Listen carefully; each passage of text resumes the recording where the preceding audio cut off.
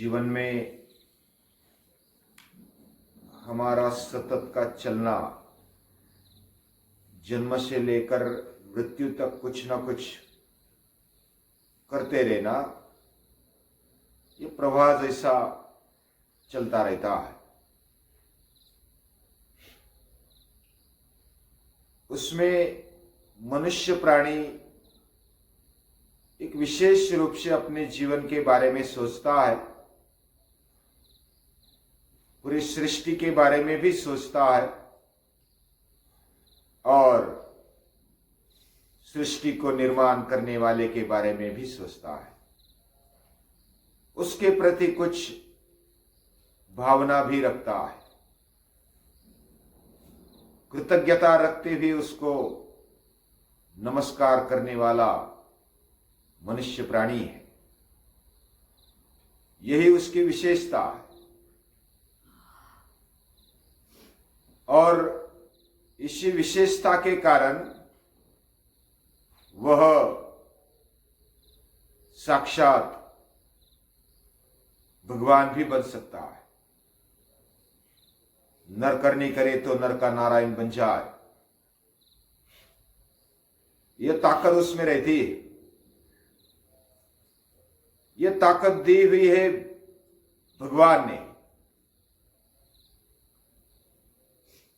उसका हमारे अंदर होना, पूरी सृष्टि के अंदर होना, ये उसको अध्ययन से या तो मेहनत से पता चलता है। उसकी विचार करने की शक्ति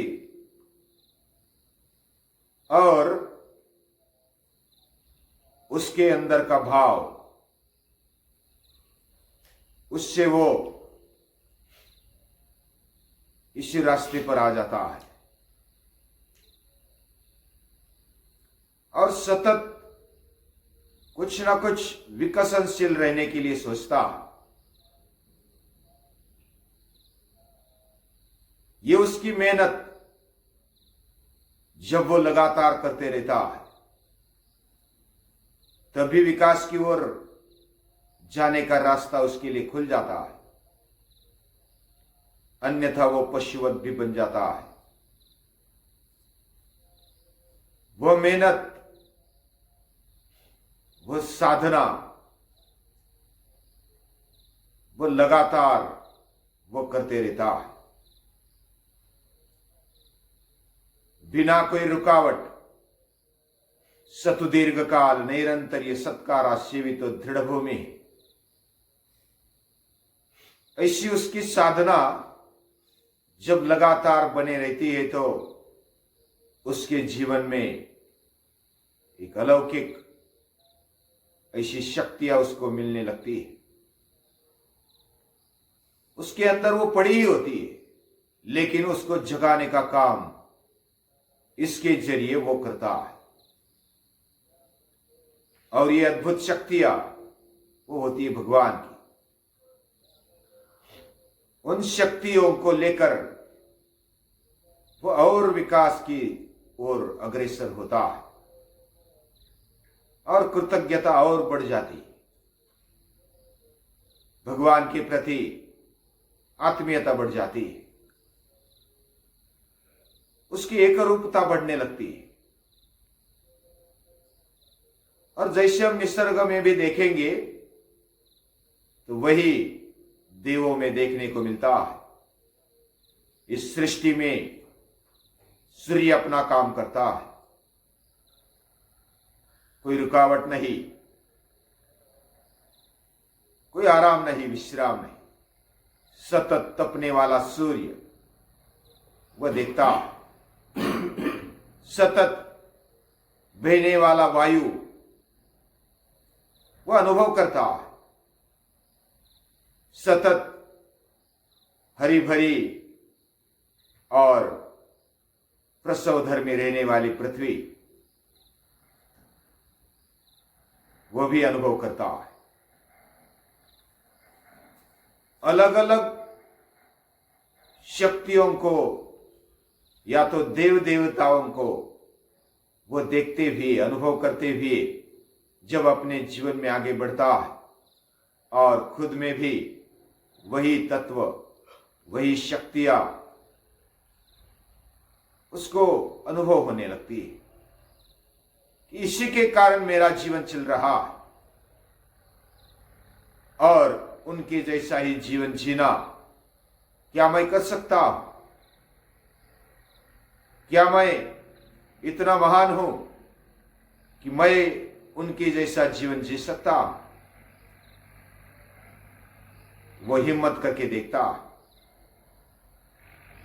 और मेहनत करते करते वो अपने जीवन में कुछ ऐसा समय रखता है कि वो सातत्यपूर्ण उसी तरीके से विचार करे। फिर धीरे धीरे उसकी वृत्ति बनने लगती है और वो स्वभावतः वैसे ही बनते जाता है। उसमें से जो भी मल है, कचरा है, वो मेहनत के कारण, साधना के कारण वो निकलते रहता है, उसकी शुद्धता बनी रहती है, उसका जीवन एक अलौकिक लगने लगता है। और ऐसे जो भी हमारे पूर्वज हुए, ऋषि मुनि हुए, उन्होंने ये प्रयोग करके देखा, अपने जीवन में अनुभव करके देखा और उन्होंने इन अनुभवशील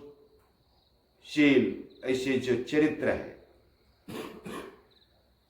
उनको साथ लेकर और उसको पक्का किया। ये अलग अलग ऋषियों का यही अनुभव रहा और वो संवाद करते रहे और उन्हीं को जब लगा कि ये पूरे मानव मात्र के लिए यही योग्य मार्ग है, यही भगवान ने दिया हुआ विचार, अंदर दी हुई स्फूर्ति,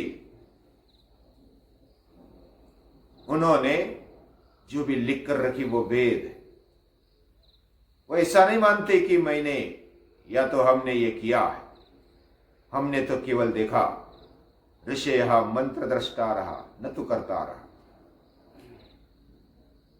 वे करता नहीं,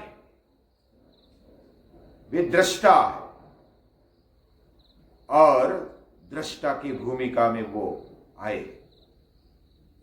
करता धरता वही भगवान है, हम निमित्त मात्र है, हमारे द्वारा वही कर रहे, हमारी हाथों से वह काम कर रहा है, हमारी आंखों से वह देख रहा है, हमारे पैरों से वो चल रहा है, हमारे दिमाग से वो विचार कर रहा है। और ऐसा जब उनको लगा यत् प्राणेन न प्राणेति येन प्राण प्रणीयते, और वही ब्रह्म है जो हमारे द्वारा वो व्यक्त हो रहा है। तदेव ब्रह्मत्वं विद्धि नेदम यदिदम उपासते, यश्रोत्रेण न शृणोति येन श्रोत्रमिदं श्रुतं, तदेव ब्रह्मत्वं विद्धि नेदम यदिदम उपासते। ऐसे अलग अलग इंद्रियों में उसी की शक्ति बसी है। सुबह सुबह उसी को याद करते हैं जो हमारे कर्मों के प्रेरक रहे। ऐसे ऋषि मुनि, उन्होंने कहा कि ये प्रेरणा देने वाला वही है जो चैतन्यमय है, शक्तिशाली है, सर्वज्ञ है, वह भाव से भरा हुआ है। ऐसे भगवान को सुबह सुबह याद करते हुए जिन्होंने भगवान की याद दिलाई, ऐसे ऋषि मुनि, संत, महंत, महापुरुष, माता पिता, आचार्य, अतिथि, इन सभी को याद करते हुए हमारे साथ रहने वाले जो भी है उनको भी याद करते हुए कृतज्ञता भरा उनको नमन करते हैं, प्रणाम करते हैं।